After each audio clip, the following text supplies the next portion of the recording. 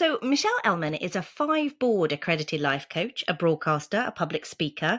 She's been named as one of the most inspirational women in the UK, and she has quickly established herself as the queen of boundaries.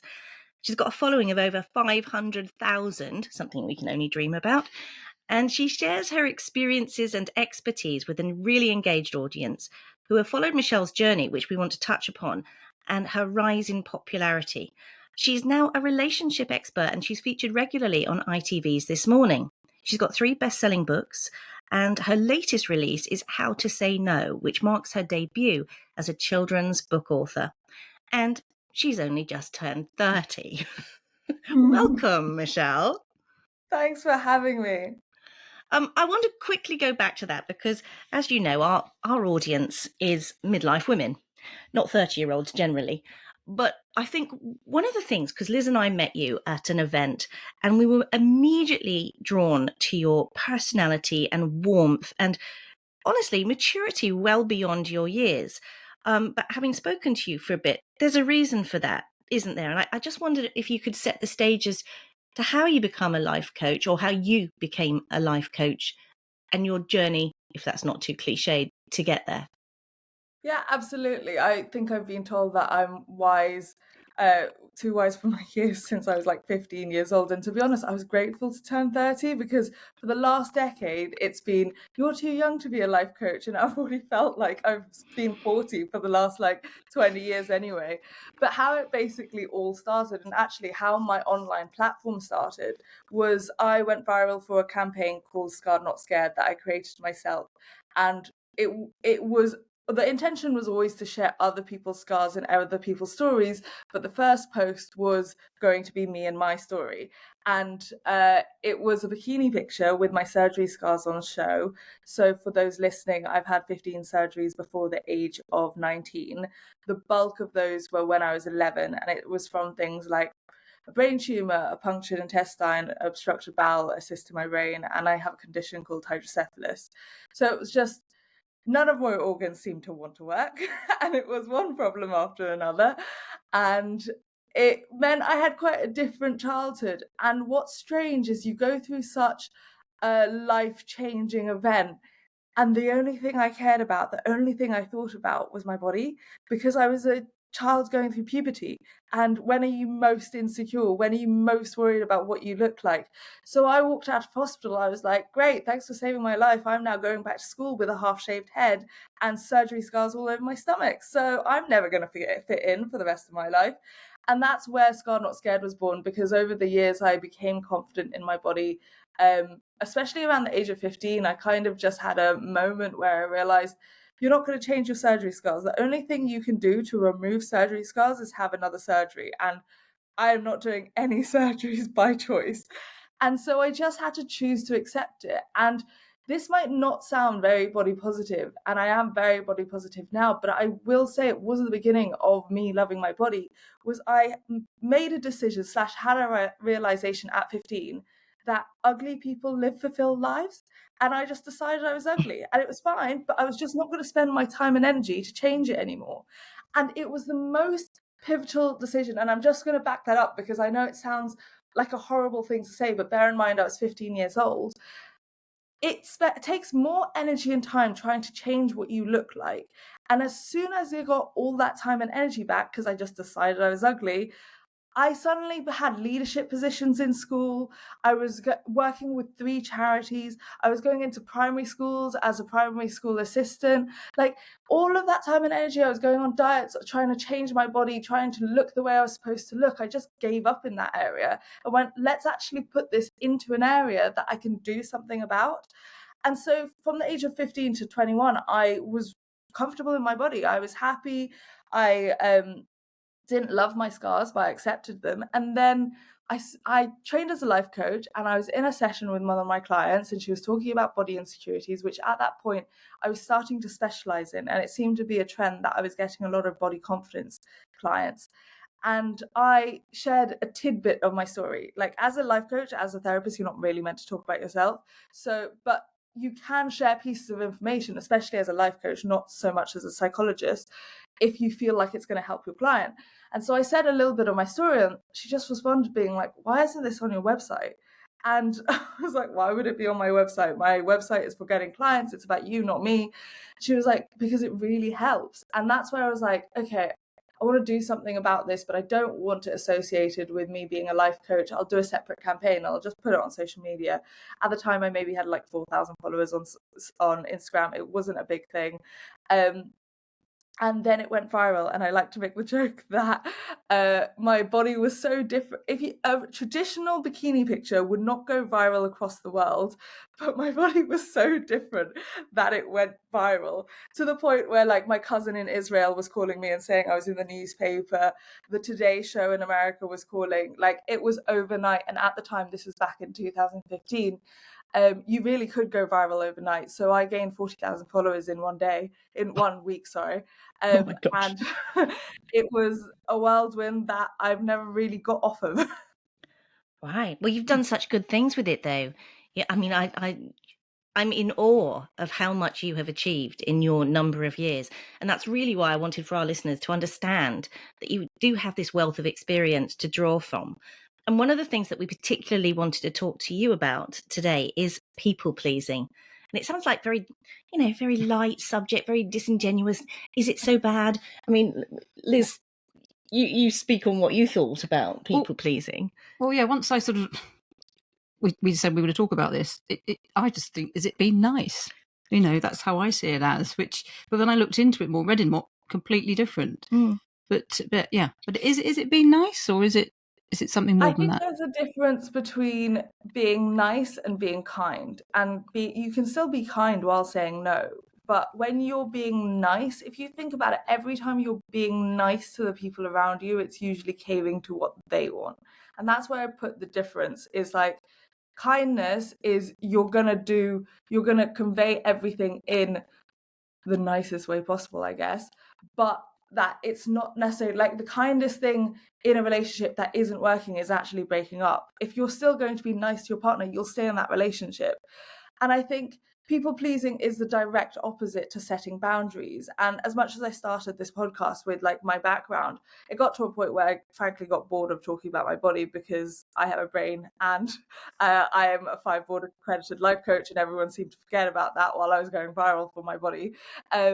And so I really made a shift into my life coaching self. I merged it all together. And the thing that I just kept coming back to, and I'll be honest, it largely came about because I got 4 rejections after my first book.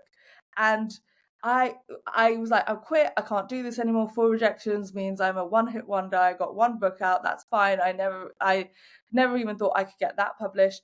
And then I said I quit. And the next day, my social media agents just said to me, you can't quit. This is the time to push harder.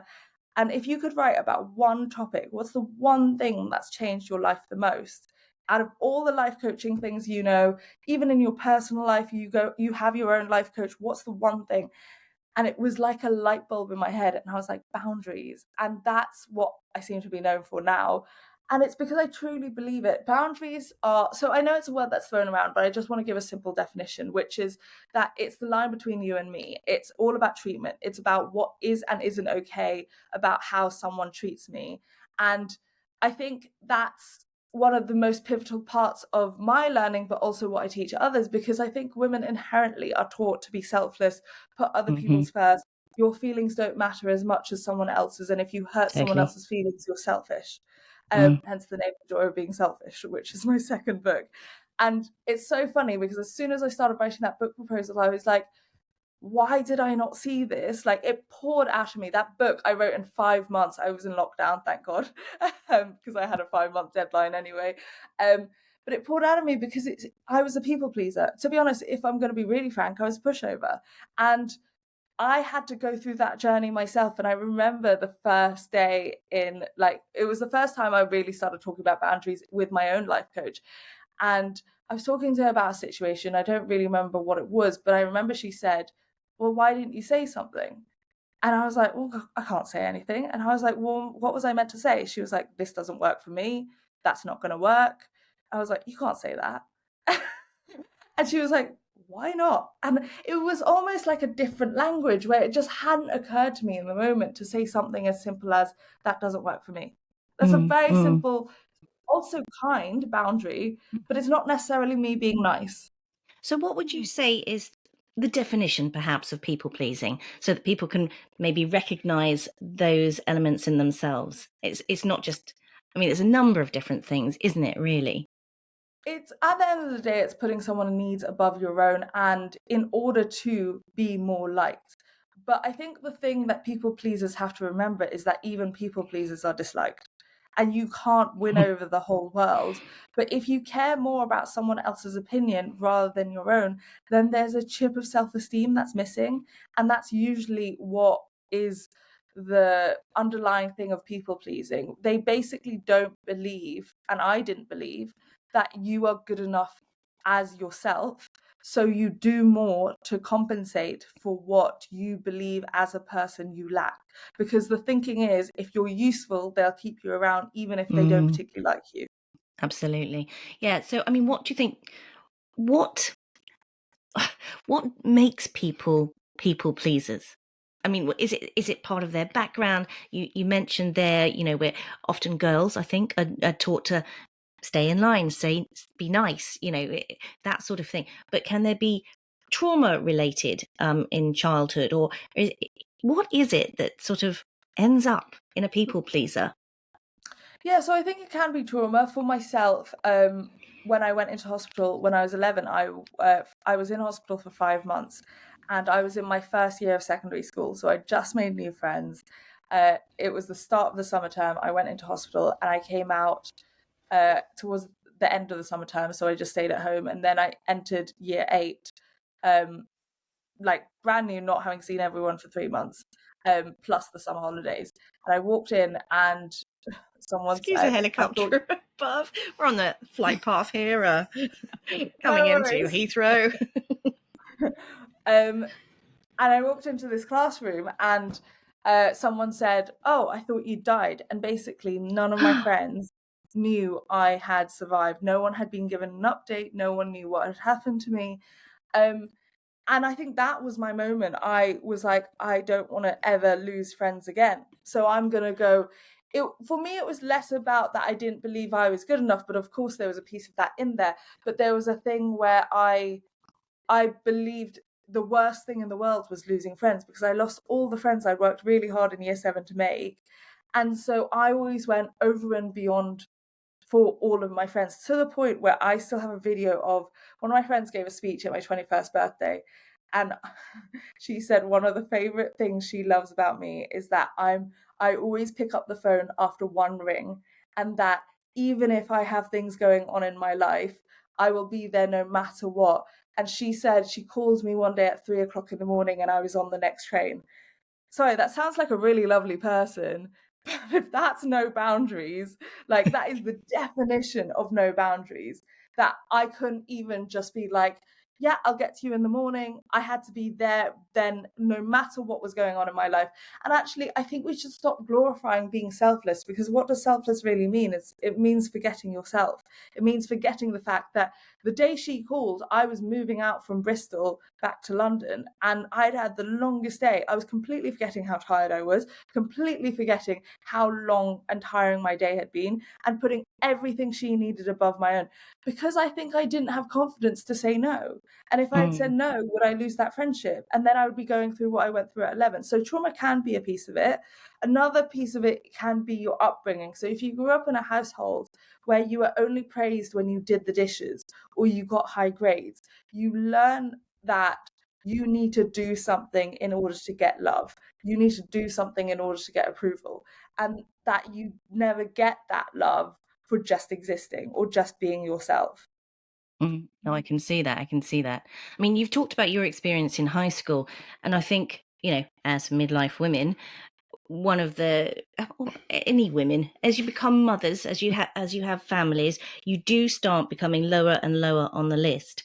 And I think the funny thing about hitting midlife and menopause or perimenopause is that there's a shift change, and there's this glorious filter that disappears, and you start wanting to say no. But if you've been a people pleaser, or putting yourself so low on the list for all those decades perhaps, how do you then change people's perception of you and start saying no without causing it's offense, isn't it? You can offend people, offending your friends, your family's like, whoa, what's going on here? You want us to do the dishes too? Where did that come from?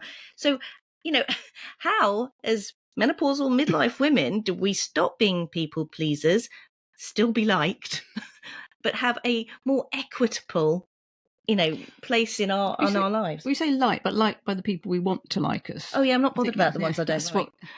So that's the key to it. And unfortunately, setting boundaries is the fastest way to find out who's in your life for the right reasons and who's in your life for the wrong reasons.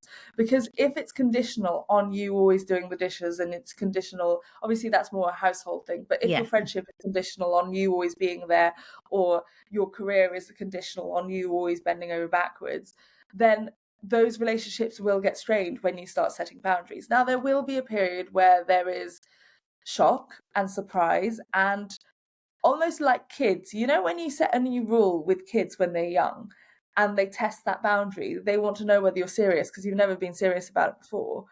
Like, that's what's going to happen. So the first few times you set boundaries, they'll carry on doing what they want to do anyway, and then what your job is to reinstate that boundary and say, we had that conversation yesterday about this and that. Well, I meant it when I said it. And if you don't do that, and this is the important part, set a consequence. If you don't do that, then, and when I say a consequence, you need to set a consequence you are able to stick to. So, for example, not those pretend ones that you say, oh, you're gonna, I hear so many parents in the park or wherever say, if you touch that again, Johnny, you're not going out for a month. Now that's not realistic, is it? But you're right, No. set a consequence that you can actually carry through and be consistent with, actually believe in that consequence and make it happen. You don't want an empty threat. So, for example, if you're a friend who keeps talking about your private information behind your back, you find out about it, you say to them, hey, this isn't cool. And the consequence there could be, hey, we had this conversation yesterday. I found out you've done it again. If you continue to do this, I am not going to tell you this information anymore. That's a consequence. It doesn't necessarily mean this friendship is over. Of course, if there's a prolonged period of boundaries being broken and they're not listening to your needs, then absolutely have that more serious conversation. But the consequence could simply be, I'm not going to tell you this information anymore if I can't trust that you're going to keep it between us. So it's something like that. And then I think the other main part is, we live in a society that's very much about quick fixes. And when people ask me how to set boundaries, I actually think a lot of the way they ask me how to set boundaries isn't how do I physically have the words come out of my mouth. It's how do I do it without any fear, any discomfort, any guilt. And it's just not realistic. It will be uncomfortable. You are trying something new and it's going to be a period of discomfort. But the good news is the first time you set a boundary is the most uncomfortable, and then it gets easier. And I think you just have to go through that discomfort. You have to remember your why. You have to remember why you're setting that boundary. And ultimately, when you go through, and I say when because I've actually not known anyone to set boundaries without losing a single friend, when you lose people in your life because your boundaries are too much for them, you need to remember that that's not a person you wanted in your life anyway. When you have no boundaries, there is a tendency for people pleasers to attract people who take advantage of that. And those people will naturally leave your life because they can't manipulate you anymore. They can't have their way, and they can't take advantage of you. And that sounds really horrible because you never want to think your friend is doing that. But they're not necessarily doing it consciously. Sometimes they're doing it unconsciously, and they're just in their head, all they understand is, oh, I don't like the new you. But you have to want the new you more than you want anyone who doesn't like your boundaries in your life. You talk a lot about friends there. I suppose what comes to our mind, say, for example, when your kids leave the nest, you've got an empty nest and the dynamics of your household change.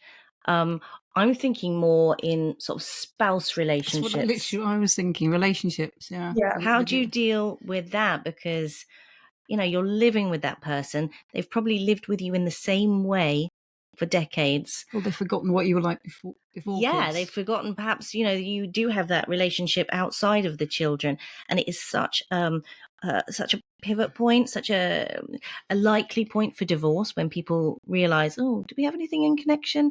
Women, like, I'm sick of this behavior. I'm sick of it. I'm not taking it anymore. I'm not going to be a doormat. I want to rise up. I want to do some different things. I may want to go back to work.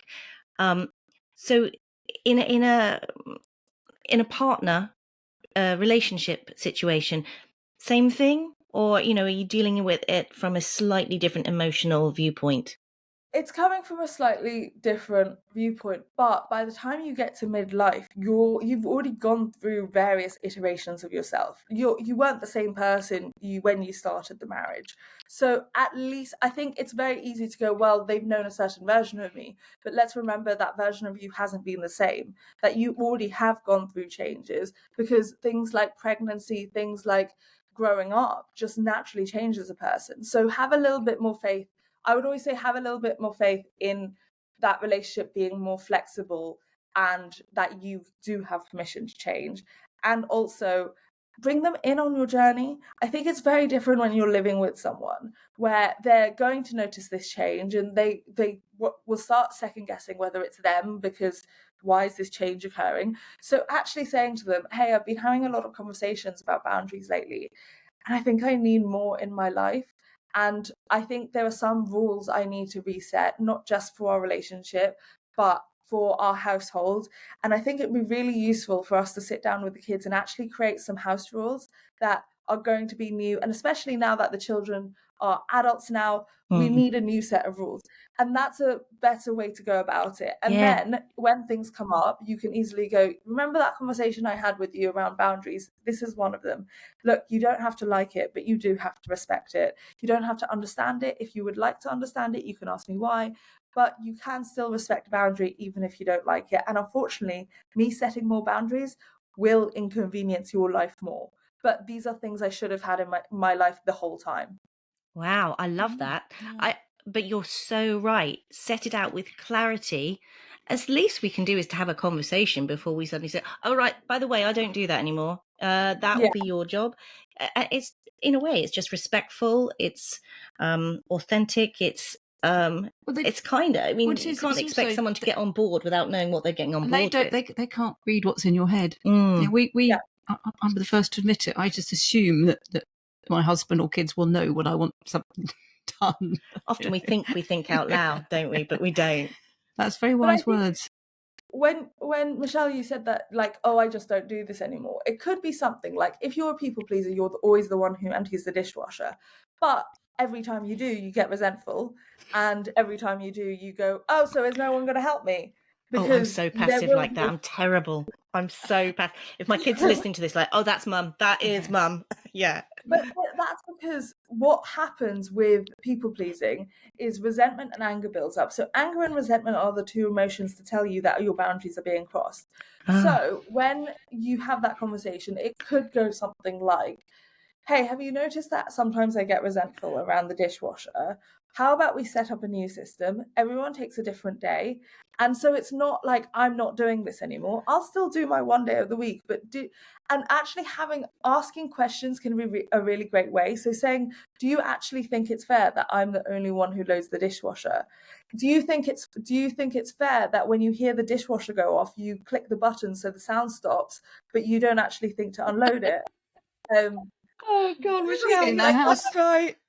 I might be 30, but I've had these conversations when my partner moved in. I literally was like, have you noticed that the towels get washed magically every week?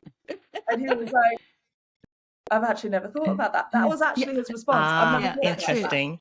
about that. What's that and noise? I was like, have you ever thought about the floor mats as well? Like, those magically get washed every week. And he was like, oh, okay. So we sat down, we came up with a solution, and his solution was reminders on his phone. So he puts it on the Notes app. And originally we were both on the Notes app, and it's like the iPhone and reminders thing. And it gave us a reminder weekly. And then it was 2 weeks in. I was like, our solution is not working for me. I don't need a reminder. I'm already doing it. I don't need a reminder. I'm taking myself off this list. That reminder is great for you. You can have the reminder. I do not need it. So when you make a solution and you try it out for 2 weeks and you're like, hey, this still doesn't work for me. So you have the reminders on your phone. You might not do it every week. You might do it every other week or whatever. But I don't mind doing it once in a while as long as it's fair. And that's what it's all about, isn't it? It's fairness at the end of the day. And we just don't want to feel resentful and ruin our relationships with friends, kids, spouses, whoever, partners. Michelle, you have just such wisdom beyond your years. Yeah. As I said to you before we started this interview, you're like 30 in dog years. You really are. You're just, and I love the way you explain things so well and so relatably. I think that's our time is gone, because you're going to be It's rushing really off fun. to TV or another book signing or something. I know you're always busy, but gosh, is there anything else you wanted to ask, Liz? No, I really enjoyed chatting to you. Really Yeah, did. It was you're lovely talking to you absolutely. Listening to both. you. You're so lovely to talk to. I can see, I mean, I've said this before with other people, but people would just come into sessions with you and just tell you everything, just spill their guts and walk out with a Not just in smile and sessions. lifted shoulders. Actually, can I ask a question? A life coach, it's something that, when because I'm nearly 60, I don't think they existed when I was younger. But I've Yeah. heard more and more. My daughter's 25, and I've heard that some of her friends are chatting to life coaches now. Is it something that a lot of younger people are doing? I will say for the first 5 years of my career, every time I said I was a life coach, I had to explain what a life coach was. So yeah, it's a term that's suddenly gone into the mainstream very quickly. Mm. So it's very hard to differentiate life coach and psychologist because they're starting to merge. A lot of people are trained in both now. So psychologist is has a board basically that protects the term. No one can just call themselves a psychologist. Unfortunately, everyone can call themselves a life coach. And that's where you have to be quite careful about picking your life coach. The reason why I actually was training to be a psychologist, I got a degree in psychology. I didn't go on to my master's because I liked an approach that had more flexibility. And I'll be really honest, talking therapy didn't work for me. And in my final year of university, I got PTSD from all my surgeries. I was obviously intending to be a psychologist, and then I went to go see a psychologist, and I was like, how the hell am I going to be this if it's not working for me? And that's when I started looking at other approaches. And the first person I found where it worked for me, I turned to him and was like, what are you trained in? That's what I want to get trained in. And he turned out to be a life coach. But I think for me, the simplest way to explain it, and this is with a lot of nuance and complexity behind it, is that a psychologist asks what the problem is. A life coach asks, what do you want your future to be instead? So it's more future focused. And it's less, so let's say, for example, you had an eating disorder in the past, but it's not a problem in your day-to-day life now. A psychologist would still talk about that because they believe it impacts the rest of your life. Whereas a life coach won't bring it up in session unless you bring it up in session and you say it's a problem in your life right now. But if it was 8 years ago and it doesn't affect you now, then that's not a current problem. Right. That's so helpful. That's really very helpful. Well, again, Michelle, thank you so much for being with us today. You are absolutely delightful. And I hope we bump into you again soon in real life, as they say. Thank you. Yeah. Thank you. Thank you so much. I've had the best time, and it's the best way to start off my morning. Oh, that's good. Us too. And